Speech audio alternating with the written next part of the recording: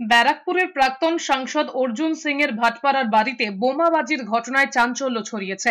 জানা গিয়েছে বোমার স্প্লিন্টারের আঘাত লেগেছে অর্জুন সিং এর গায়েও। প্রাক্তন সাংসদকে বাঁচাতে গিয়ে আক্রান্ত হয়েছে নিরাপত্তা বাহিনীর এক জওয়ানও। পরিস্থিতি সামাল দিতে ঘটনাস্থলে পৌঁছেছে পুলিশ র্যাব। শুক্রবার সকালে অর্জুন সিং এর বাড়ির সামনে এসেছিল একদল দুষ্কৃতী। আচমকাই তারা বোমাবাজি করতে শুরু করেছিল।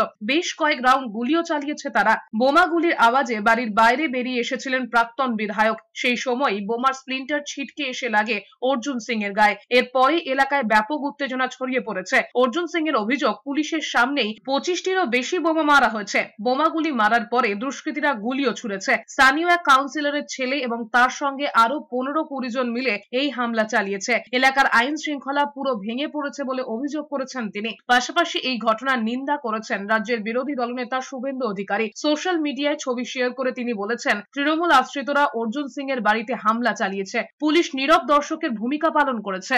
মজদুর ভবনের উপরেই অ্যাটাক হয়েছে। নিচে আপনি দেখবেন ইট পাথর গুলি সবই চলেছে। তো চিল্লাচ্ছে, তখন আমি নেমেছি। নামার পরে নিচে দেখছি তো পুরো বম, পাথর ইট চালাচ্ছে।